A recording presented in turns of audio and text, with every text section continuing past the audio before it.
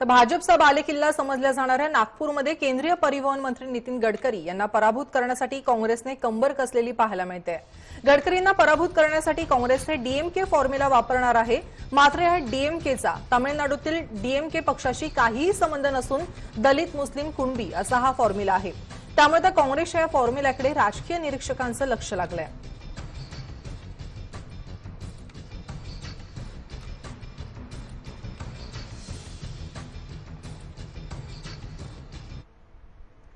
या संदर्भात अधिक माहिती जाणून घेणार आहोत आमचे प्रतिनिधी तुषार कोळे यांच्याकडून। तुषार, काय सांगाल? नागपुरात सध्या काँग्रेस डीएमके फॉर्म्युला वापरणार आहे, म्हणजे दलित मुस्लिम कुणबी असा फॉर्म्युला एकंदरीत असणार आहे।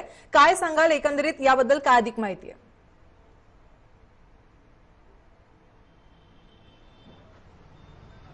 शैलजा, निश्चितच ज्या प्रकारे नितीन गडकरी यांनी आधीच स्पष्ट केलं होतं की मी विकासाच्या मुद्द्यावर निवडणूक लढणार आहे, त्यामुळे काँग्रेसकडे कोणता मुद्दा होता तर काँग्रेसने डीएमके मुद्दा अजमावलेला आहे। याच मुद्द्यावर त्यांनी पुन्हा रणनीती आखलेली आहे। जर का बघायचं झालं तर डीएमके मध्ये दलित, मुस्लिम आणि कुणबी या तिन्ही समाजाचे जर का एकूण मतं बघायचे झाले तर संपूर्ण नागपूरमध्ये 12 लाख या तिन्ही समाजाचे मत आहे। म्हणजे एकूण मतदार नागपूरमध्ये 21 लाख आहे। 21 लाखापैकी 22 लाख मतदार हे तीन समाजाचे आहेत। त्यामध्ये कुणबी समाजाचे 5 लाख, दलित समाजाचे 4 लाख आणि मुस्लिम समाजाचे 3 लाख। त्यामुळे या 12 लाखाच्या मतांवरच काँग्रेसने डोळा ठेवलेला आहे। तीच रणनीती आखून त्यांचा प्रचार देखील सुरू आहे। महत्त्वाचं गोष्ट की नाना पटोले यांना उमेदवारी देण्याचं पाठीमागचं कारण देखील ते होतं, कारण की कुणबी समाजातनं उमेदवार दिला तर निश्चितच काँग्रेसला मोठा फायदा होऊ शकतो असं राजकीय जाणकारांना काँग्रेसमधल्या वाटत होतं।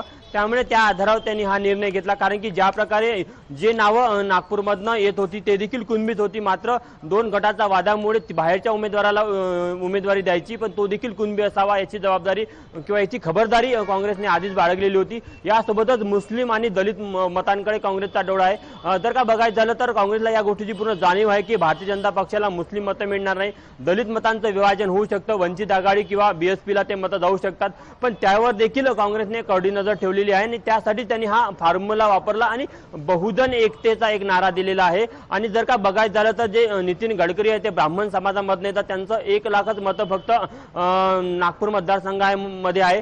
त्यामुळे ब्राह्मण विरुद्ध बहुजन अशी लढाई कुठेतरी काँग्रेसने केली आहे आणि त्याच अनुषंगाने ते प्रचार करत आहे। त्यासाठी त्यांनी तो डीएमके फॉर्म्युला वापरला, त्यासाठी तिथले स्थानिक नेत्यांची ते मदत घेत आहे। काही बाहेरच्या त्या राज्यातले देखील नेते प्रचारासाठी बोलावले जाणार आहे। मग छत्तीसगडचा मोठ्या प्रमाणात समाज आहे तर छत्तीसगडी नेते, यासोबत मध्य प्रदेश, राजस्थान, दिल्ली इथले जे काही त्या समाजाचे नेते आहेत त्यांना देखील इथे प्रचारासाठी त्यांनी लावलेला आहे आणि डीएमके फॉर्म्युल्यावरच लक्ष केंद्रित केलेलं आहे। आणि जर का डीएमके फॉर्म्युला जर का काँग्रेसचा यशस्वी झाला तर निश्चितच नागपूरची ही लढत अत्यंत रंगतदार होण्याची शक्यता आहे। शैलजा, तुषार, या ठिकाणी भाजपने सुद्धा नितीन गडकरी यांना जिंकण्यासाठी कुठेतरी वॉर रूम वगैरे तयार केलेला आहे, त्यांनी सुद्धा या ठिकाणी कंबर कसलेली पाहायला मिळते, याबद्दल काय सांगाल?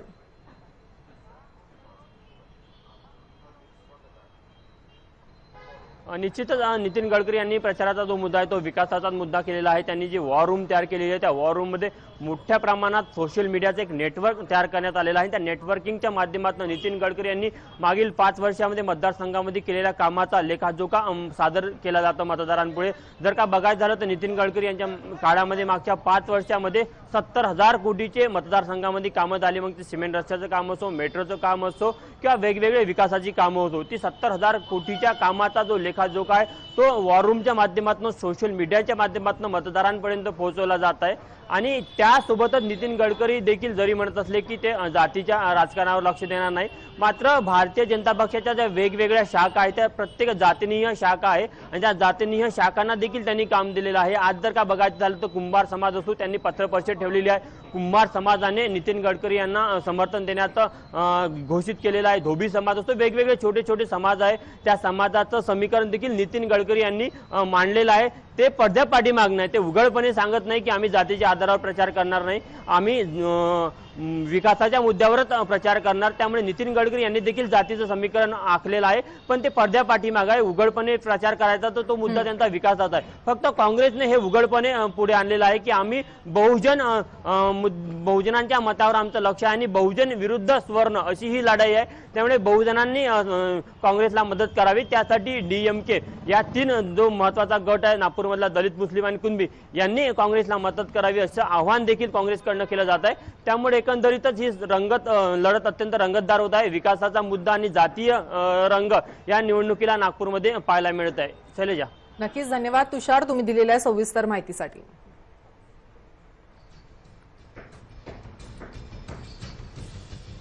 आपण बघतोय नागपूरमध्ये विजयासाठी काँग्रेसने कंबर कसलेली असून या ठिकाणी डीएमके फॉर्म्युला यावेळेला वापरण्याचं काँग्रेसचे सध्या चिन्ह दिसत आहेत। दलित, मुस्लिम आणि कुणबी असा हा फॉर्म्युला असून या ठिकाणी नाना पटोले यांच्या विजयासाठी काँग्रेस प्रयत्नशील असल्याचं दिसून येत आहे।